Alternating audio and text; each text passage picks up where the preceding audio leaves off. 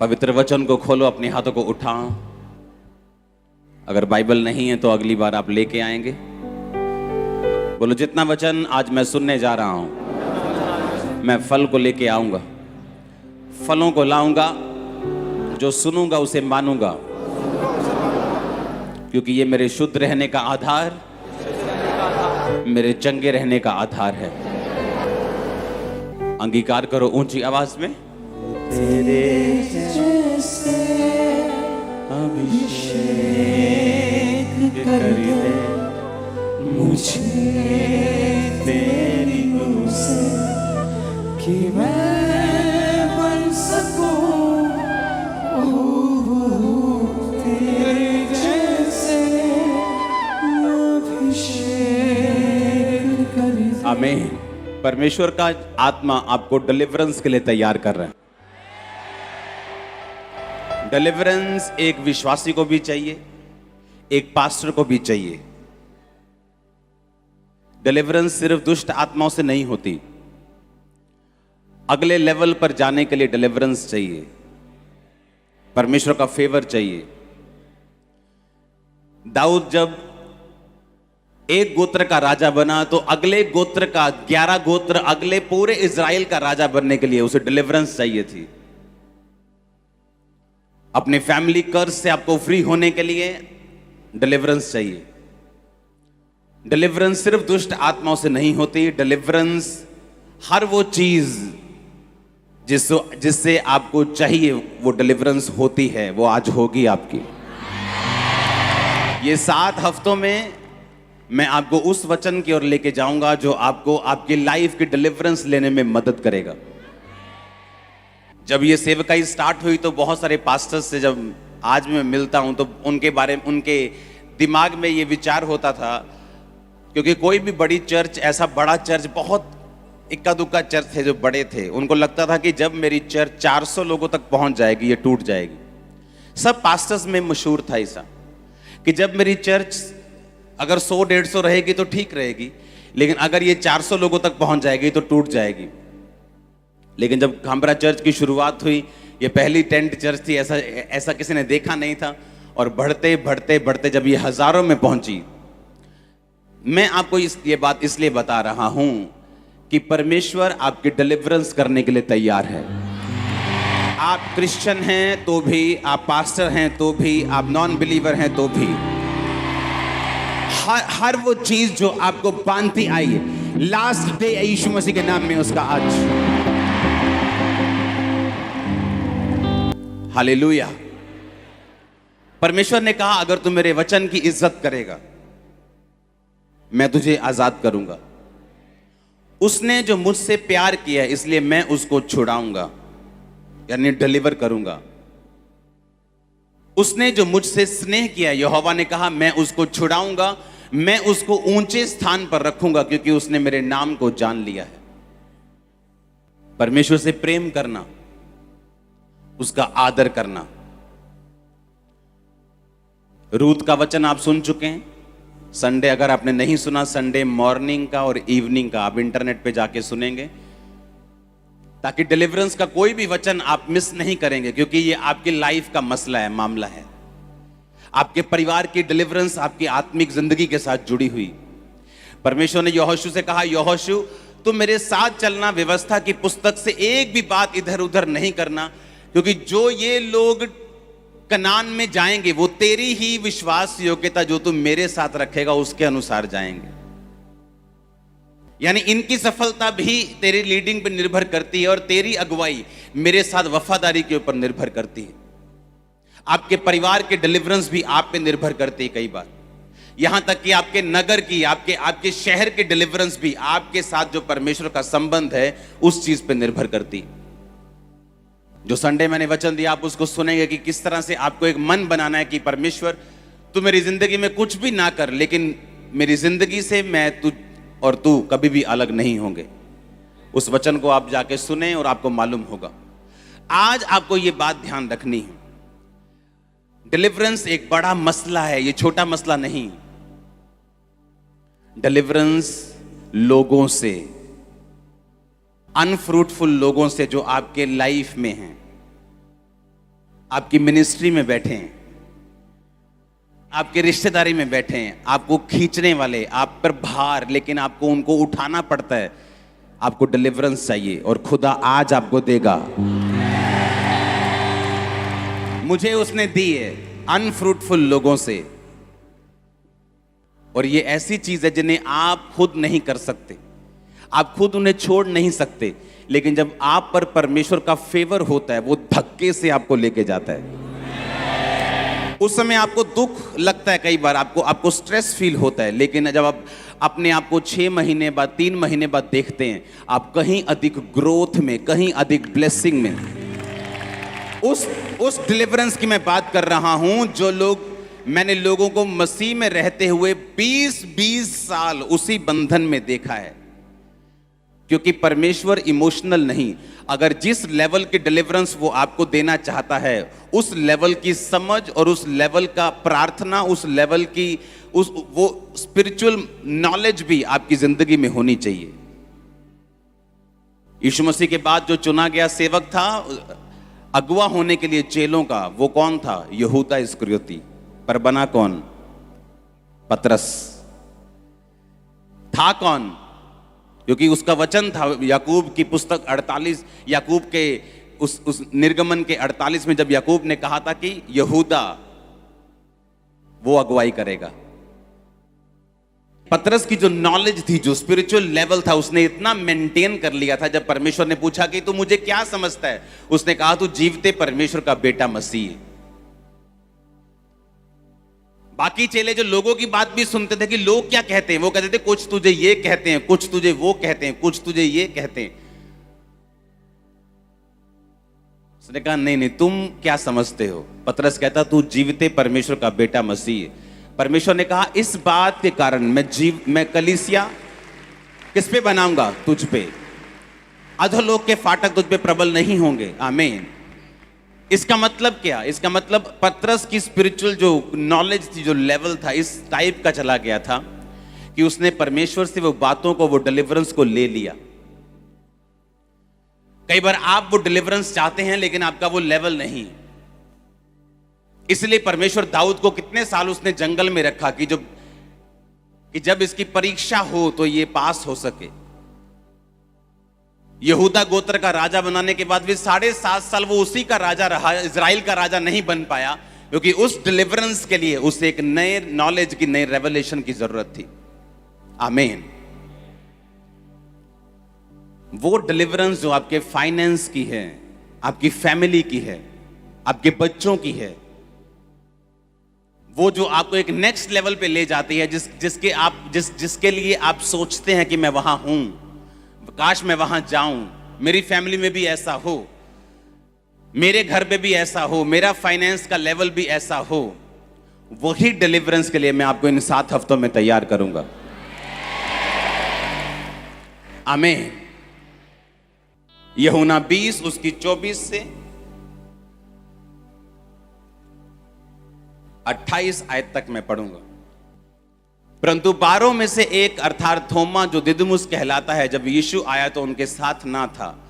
जब अन्य चेले उससे कहने लगे हमने प्रभु को देखा है, तब उसने उनसे कहा जब तक मैं उसके हाथों में कीलों के छेद ना देख लूं और कीलों के छेदों में अपनी उंगली ना डाल दूं, उसके पंजर में अपना हाथ ना डाल दूं, तब तक मैं विश्वास नहीं करूंगा। 8 दिन के बाद वो चेले फिर घर के भीतर थे और थोमा उनके साथ था और द्वार बंद थे। तब यीशु आया और उनके बीच में खड़े होकर कहा तुम्हें शांति मिले। तब उसने थोमा से कहा अपनी उंगली यहां लाकर मेरे हाथों को देख और अपना हाथ लाकर मेरे पंजर में डाल और अविश्वासी नहीं परंतु विश्वासी हो। ये सुन थोमा ने उत्तर दिया हे मेरे प्रभु, हे मेरे परमेश्वर। सब बोलो आमीन।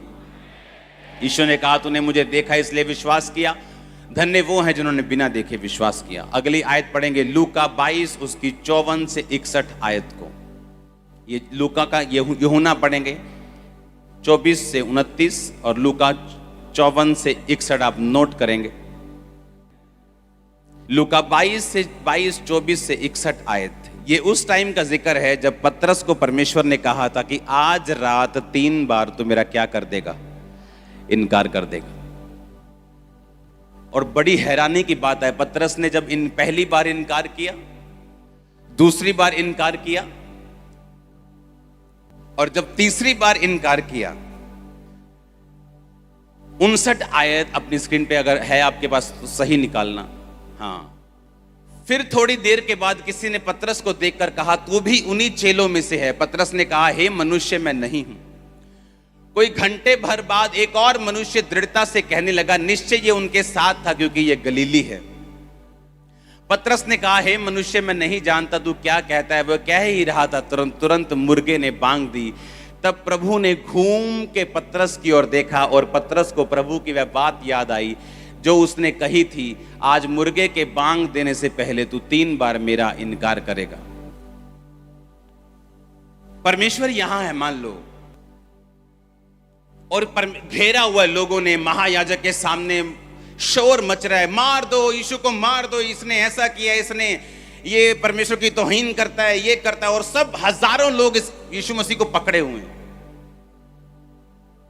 और शोर मच रहा है। और पतरस वो खड़ा है पीछे, कोई जाना खड़ा हो जाए पीछे से, वहां पतरस खड़ा है। सुनो मेरी बात ध्यान से, पतरस कहां खड़ा है? वो पीछे, और यीशु मसीह यहां है। और यीशु मसीह पे आरोप लग रहे हैं कि तूने ये किया, तूने वो किया, तूने ऐसा कर दिया। शोर मच रहा है। मतलब यहां भी अगर आप आपस में बात कर रहे हो तो इसको सुन नहीं सकता इस आदमी को। लेकिन बाइबल कहती जब पतरस ने तीसरी बार इनकार किया और यीशु मसीह को यहां बांधा हुआ इस तरह से, और ऐसे लोग खड़े हैं, लोगों हजारों लाखों लोग यीशु मसीह पे तोहमत लगा रहे हैं, यीशु मसीह चुप है और शोर मचा हुआ है। अगर वर्शिप चल रही हो और आप में से कोई बात कर रहा हो तो सुनता है क्या? और जैसे ही पतरस ने तीसरी बार इनकार किया, बाइबल कहती है यीशु मसीह ने घूम कर उसे देखा। यीशु मसीह ने ऐसे घूमा, इतने लोग खड़े हैं, इतने हजारों लोग परमेश्वर को के पास खड़े हैं, कोई थप्पड़ मार रहा है, कोई टॉर्चर कर रहा है, और यीशु मसीह घूम कर ऐसे पतरस की ओर देखते हैं। और पतरस को मालूम हो जाता है कि अब मैं तीसरी बार इनकार कर चुका हूं, और पतरस रोने लगता है, बाइबल कहती, और उसे परमेश्वर की बात याद आती है कि आज मुर्गे के बांग देने के पहले तू 3 बार मुझसे मुकर चुका होगा। अब जो पतरस कर रहा था बाहर, वो यीशु मसीह को मालूम था। थोमा कहता कि चेले कहते ओए तू किथे सीगा? मैं बाहर गया। कहते यीशु मसीह आए सी साडे विच। कहता मैं नहीं मानता। नहीं वो जी उठे। कहता मैं नहीं मानता। कहता अगर मुझे यकीन दिलवाना है तो पहले मैं जो नेजा जहां मारा था वहां उंगली डालूंगा, हाथ पर जो छेद है वहां उंगली डालूंगा, फिर बिलीव करूंगा कि वो जी उठा है। क्या वहां पे यीशु मसीह थे? जब थोमा ये बात कर रहा था, क्या वहां परमेश्वर मौजूद थे फिजिकली? क्योंकि जब वो चेलों को दिखाई दिए वो वहां से चले गए, और जब वो चले गए तो थोमा वापस आया। और थोमा क्या कहता है कि मुझे नहीं यकीन, अगर मुझे यकीन दिलवाना है तो परमेश्वर मेरे सामने आए और मैं उसके हाथ और पांव में उंगली डाल के देखूंगा। और बाइबल कहती थोड़े दिन बाद यीशु मसीह प्रकट हुए थोमा के पास, और थोमा को बोला ये ले डाल ले उंगली, और ये ले डाल। सुनो मेरी बात।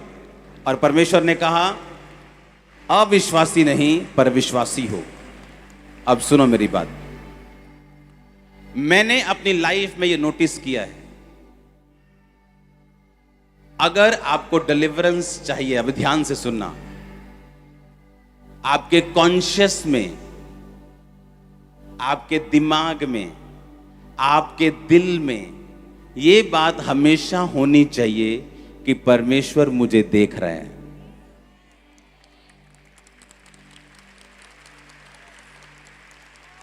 वो मुझे देख रहे हैं, वो मुझे सुन रहे हैं।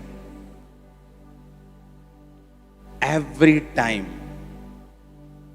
आपके खाते, नहाते, देखते, सोते, पहनते, भागते, बेचते, बहन जी कुरकुरे ले लो, बेचते, कोल्ड ड्रिंक बेचते, मकान बनाते, मकान खाते, कुछ भी कर लो, हर टाइम आपके माइंड में ये कॉन्शियसनेस होनी चाहिए, परमेश्वर मुझे देख और सुन रहे हैं।